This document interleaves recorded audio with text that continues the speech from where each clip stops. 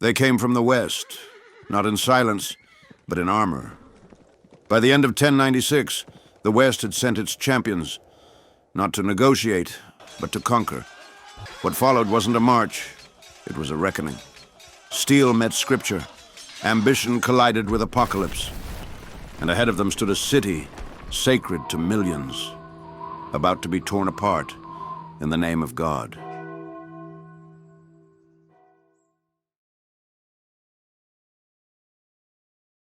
In the years leading up to 1099, the city of Jerusalem had been ruled by the Fatimid Caliphate, a Shia Muslim dynasty based in Egypt, then under the leadership of Caliph al-Mustali and his powerful vizier, al-Afdal Shahanshah. But their control over the city was tenuous at best. Although they claimed authority, their grip was contested, constantly challenged by both internal revolts and external enemies. The biggest of these challengers were the Seljuk Turks, Sunni Muslims from Central Asia, whose influence had spread rapidly across the Islamic world under the leadership of Malik Shah, after the death of Sultan Alp Arslan, his late father, and later through powerful regional governors like Tutush I and Ridwan of Aleppo. In the 1070s, the Seljuks expanded into Syria and Palestine, exploiting the fragmentation within the Fatimid realm. They briefly captured Jerusalem in 1073 and installed a military governor, hoping to use the Holy City as both a spiritual and strategic asset. Yet, even under Seljuk control, the city remained unstable. Local unrest, religious tensions, and dynastic rivalries made long-term rule difficult. Power shifted frequently between factions, and the local population, a complex mix of Muslims, Christians, and Jews, endured constant upheaval. Governors like Artuk ibn Ekse, a Turkish officer appointed to rule Jerusalem, fought off both Fatimid raids and rebellious locals in a city always on edge. During this period, Jerusalem was less a flourishing capital than a city suspended in crisis. Food shortages, factional infighting, and the looming threat of both Fatimid and Crusader intervention turned daily life into a struggle. Though holy to all three Abrahamic faiths, Jerusalem became more a political pawn than a sanctuary. Its sacred streets echoed not with prayer, but with the uncertainty of siege and the silence of fear. By the late 1090s, as the Seljuk hold weakened due to larger political fractures in their empire after Malik Shah's death in 1092, the Fatimids under al-Afdal Shahanshah seized an opportunity. In 1098, he retook Jerusalem not through a bloody campaign, but through shrewd diplomacy, capitalizing on Seljuk disunity and the weakened authority of Irtash, the Seljuk-appointed governor. But the Fatimids' victory was short-lived. Just a year later, in 1099, the Crusaders, hardened by 3 years of warfare, arrived at the city's gates under the leadership of men like Godfrey of Bouillon and Raymond of Toulouse, and they did not come to negotiate.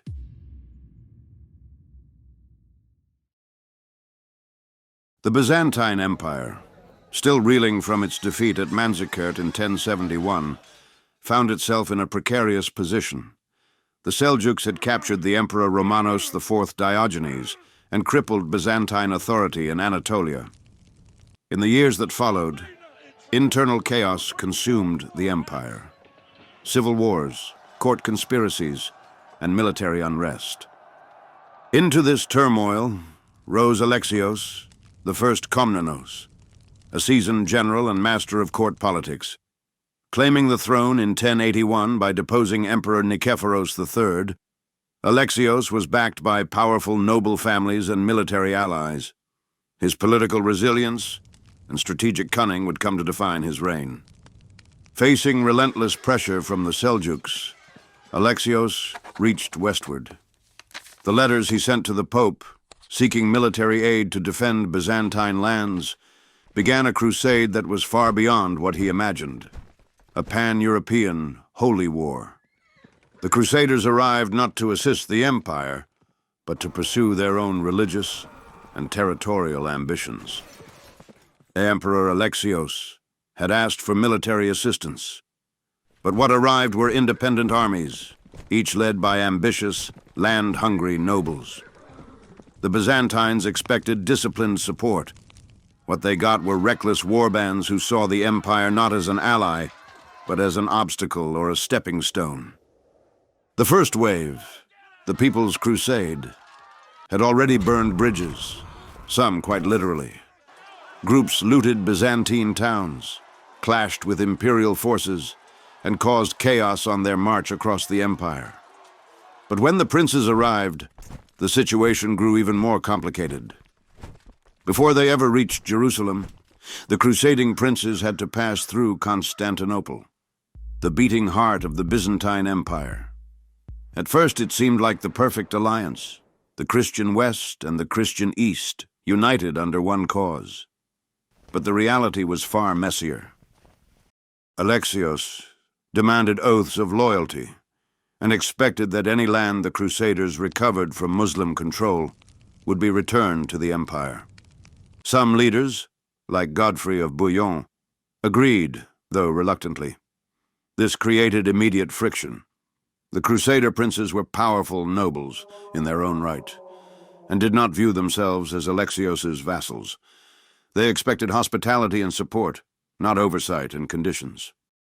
To make matters worse, many of the Crusaders, mostly nobles and warriors from France, the Low Countries, and parts of Germany, collectively referred to by the Byzantines as Franks, arrived in Constantinople hungry, undersupplied, and deeply suspicious. When they camped outside the city walls, it looked less like a gathering of allies and more like a siege in waiting.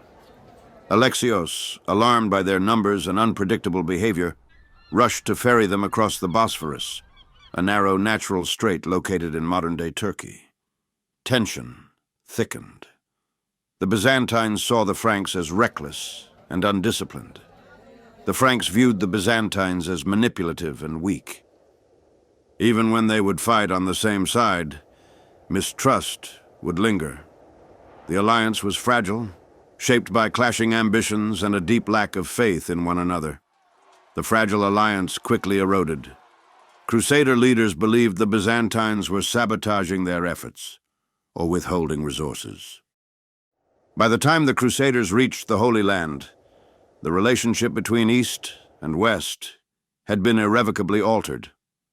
The mistrust born in these years would echo across every subsequent crusade, and would one day lead Crusaders to turn their swords not on Muslims, but on Constantinople itself. Despite the rocky start in Constantinople, the crusading princes had pushed forward through Anatolia and into the Levant.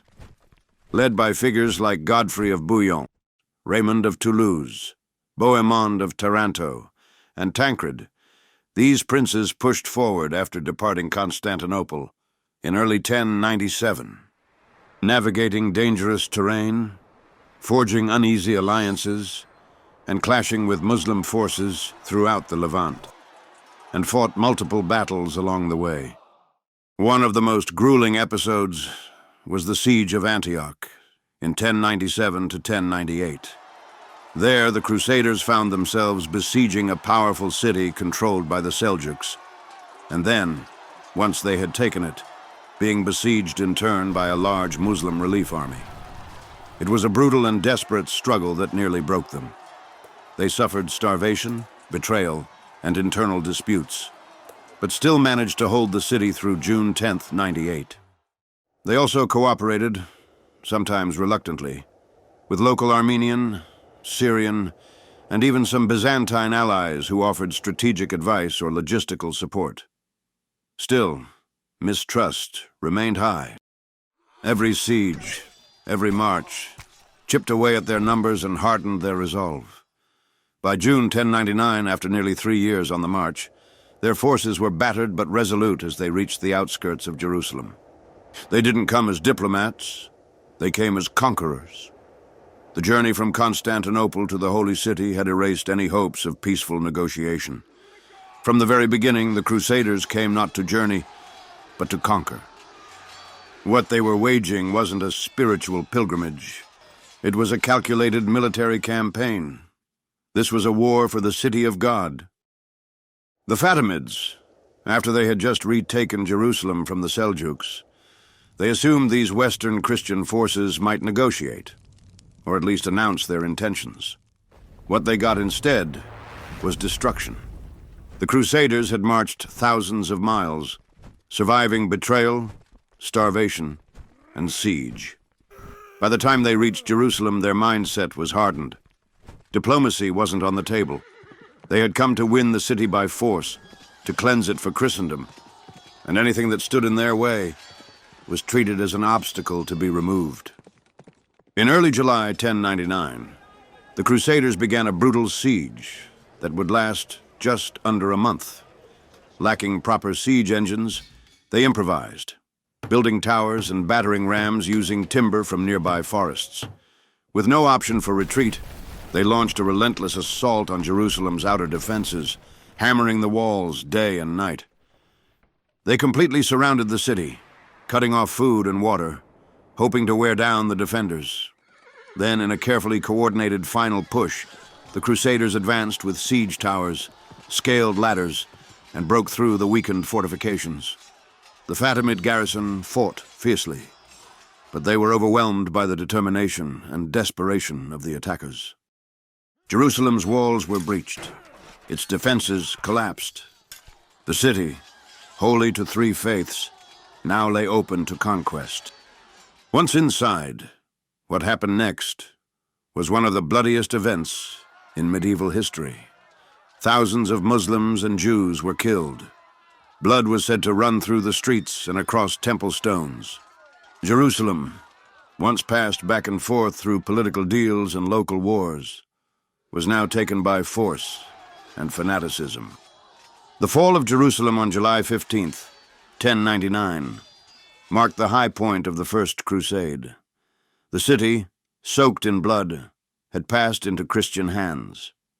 But this victory brought new challenges. Building a Christian kingdom in the Holy Land was no easy task. Jerusalem, Tripoli, Antioch, all were now under Frankish rule, but none were safe. Beneath the loud victory chants was a deep uncertainty. What started as a holy mission had become a harsh test of leadership, politics, and survival. In the early days after the conquest of Jerusalem, the Crusader states found themselves holding unprecedented power, but it was power resting on fragile ground. As Frankish settlers arrived in Jerusalem, the initial excitement of victory began to fade. The dream of a Christian kingdom, once the rallying cry for thousands of knights and pilgrims, now faced the hard reality of governance. The newly formed Latin Kingdom of Jerusalem, led by Godfrey of Bouillon, was immediately in trouble. Godfrey, who had once seemed like a symbol of divine favor, now had to turn military victory into long-term rule. But Jerusalem, though sacred, was poor. Food was scarce. Allies were few. Many of the lands taken from Muslim rulers were far from secure.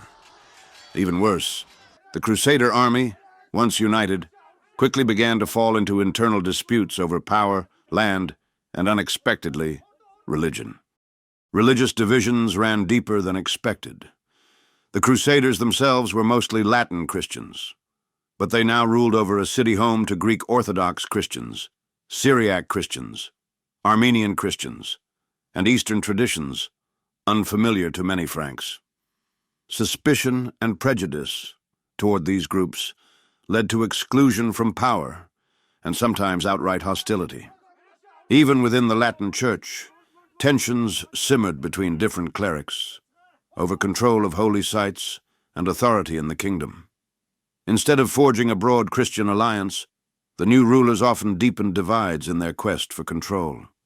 Divisions within the Crusader ranks appeared almost immediately. The nobles who had marched to the Holy Land in search of glory and land now began arguing over who deserved what. Many expected land grants or noble titles. There was no clear system of governance. The Latin kingdom was meant to be a unified Christian realm, but it was led by a loose collection of nobles, many only distantly related, with different agendas and backgrounds. The only thing truly holding them together was shared ambition. Godfrey of Bouillon, once a towering figure during the First Crusade, refused the title of king. He preferred to be called the Defender of the Holy Sepulchre, a gesture of humility and faith. But good intentions weren't enough. The kingdom needed structure, and quickly. The Crusader army that had once marched as one was now splintering. The dream of Jerusalem as a unified Christian stronghold was already cracking. The Franks, now in control, were deeply divided, between nobles and common soldiers, between ambition and survival. Among the noble class, arguments over land and authority turned personal. One man rose through this chaos, Baldwin of Bouillon, Godfrey's younger brother. A skilled strategist and an ambitious leader, Baldwin maneuvered himself into power. He eventually claimed the throne of Jerusalem, but not without resistance. Other Crusader leaders believed their own sacrifices earned them the right to rule. Baldwin's rise to kingship sparked bitter rivalries that threatened to tear the fragile kingdom apart. Baldwin's challenge wasn't just uniting Crusader factions. It was ruling a deeply complex city. Jerusalem was layered with Jewish, Muslim, and Christian history. Imposing a Western Christian rule on such a place meant constant tension. Frustration also grew among commoners, who saw little reward after years of hardship. The kingdom's fragile unity didn't rest on shared vision. It survived out of fear of a Muslim retaliation. As the Crusader states solidified their rule over Jerusalem and the surrounding regions, the uneasy peace that followed was fragile at best. The Franks held their lands, but their hold was tenuous. The Muslim states, though divided, were not idle. The Crusader states were surrounded by hostile forces, living in a constant state of siege, both from external and internal threats. The Kingdom of Jerusalem struggled with its Christian identity.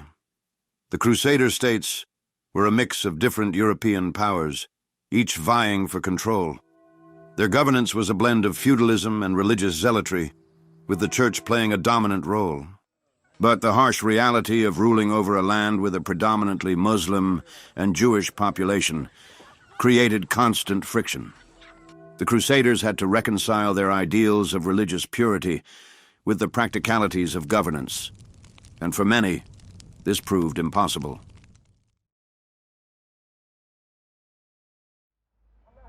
Meanwhile, in the Muslim world, the loss of Jerusalem in 1099 was a devastating blow, one that struck at the heart of Islamic pride. Yet even in the wake of this blow, there was a spark of something far greater, an awakening. The Muslim world was fragmented, disjointed by internal divisions and regional rivalries. The Fatimids in Egypt, the Seljuks in Anatolia, and a host of regional emirates across the Levant and Mesopotamia, each focused on their own struggles. While the loss of Jerusalem reverberated throughout the Muslim world, it did not immediately lead to unity. In the aftermath, rivalries between the rulers of Damascus, Aleppo, and Cairo hindered any efforts to retake the holy city. Despite the division, the idea of a jihad to reclaim Jerusalem began to stir. The call to action was first heard in the north, with Zengi, the ambitious and ruthless Atabeg of Mosul and Aleppo, leading a series of campaigns aimed at retaking Muslim lands from the Crusaders. Born into a turbulent age around 1085, Imad al-Din Zengi was the son of Ak-Sunkur al-Hajib, a respected Seljuk military officer and governor of Aleppo, who was executed during the early Seljuk civil wars, a period of intense strife that followed the death of Sultan Malik Shah in 1092. Malik Shah's passing left a power vacuum at the heart of the Seljuk Empire, igniting a bitter succession crisis among his sons and regional governors. This internal disintegration shattered central authority. allowing local warlords and rival factions to rise in defiance of imperial unity. A chaos that would shape Zengi's worldview from an early age. Young Zengi was shaped by this early loss and the constant warfare of his time. Rising through the ranks under the Seljuk sultans, he earned a reputation for both military genius and political ruthlessness. In 1127, he was appointed Atabeg of Mosul, protector of the prince, a title typically granted to elite military commanders entrusted with governance and guardianship of young Seljuk heirs. In practice, it often gave men like Zengi near autonomous power. And from that seat of power, he began a lifelong mission: to reunite the fractured Muslim world under strong leadership, his leadership. Zengi was no ordinary warlord. He recognized that the Crusaders had carved their states into the Levant not because they were unbeatable, but because the Muslim world was divided, distracted, and weakened by its own disunity. His vision was bold and deeply personal. He would be the one to reverse the humiliation of 1099. He would rally Muslims not only with his sword, but with the cry of jihad. And though his enemies feared his ambition, many among the faithful began to see in him something more: a potential savior. As he consolidated control over both Mosul and Aleppo, Zengi began looking westward, toward the Crusader-held territories. He was methodical, launching raids and sieges not just for conquest, but for political leverage. In his mind, every city taken was a step toward the eventual prize: Jerusalem. But first, he set his sights on the weakest link among the Crusader states, the county of Odessa.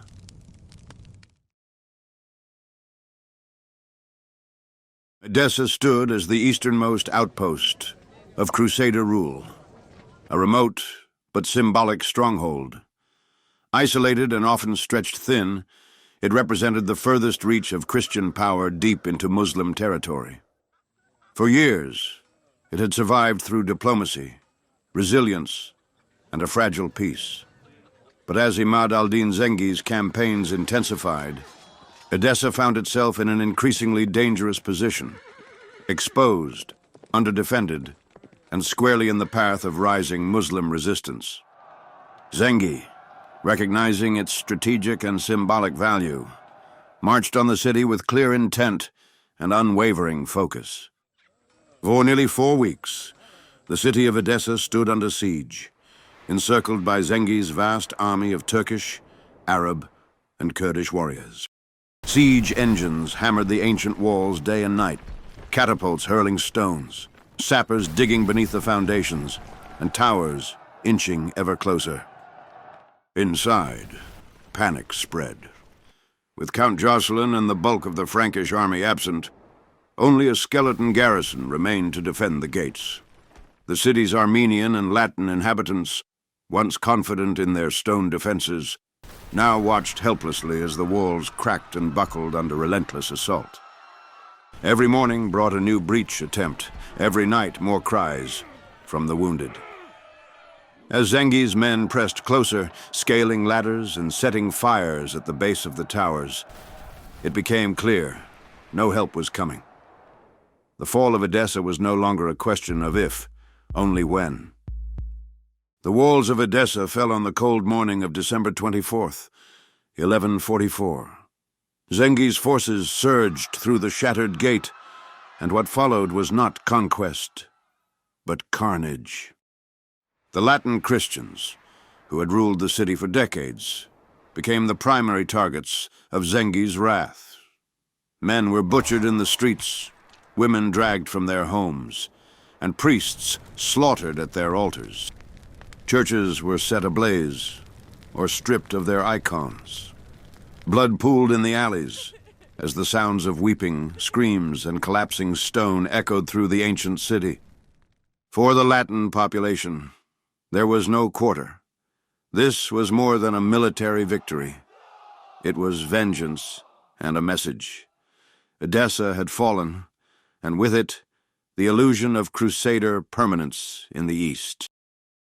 Zengi's campaign to recapture Edessa in 1144 set the stage for a wider movement. His son, Nur ad-Din, would inherit not just his father's territories but his vision of Muslim unity. The younger Nur ad-Din's rise marked the beginning of a broader push against the Crusaders, and his vision would become the rallying cry for Muslims across the Levant. But the call for jihad was initially weak, a faint whisper carried on the wind. Yet as Nur ad-Din rallied his forces, the cry for unity grew louder. The infighting that had plagued the Muslim world began to fade as the threat of the Crusaders loomed larger. The once fragmented Muslim world now saw the Crusaders as a united threat, and the desire to take back Jerusalem became a central cause.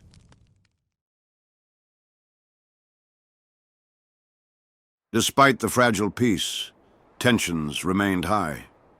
The Muslims, led by Zengi and later Nur ad-Din, rallied against the Crusaders.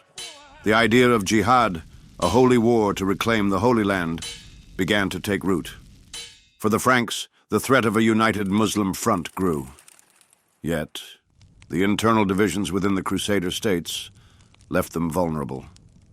The unity that had once been the strength of the Crusader cause was now a distant memory.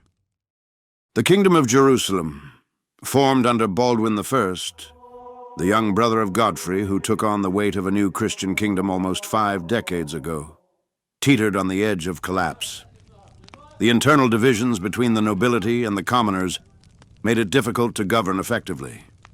Meanwhile, the Muslim world, though still fragmented, was beginning to form a cohesive resistance. The fragile peace between the Crusaders and the Muslims would not last forever. The kingdoms of heaven were not immortal.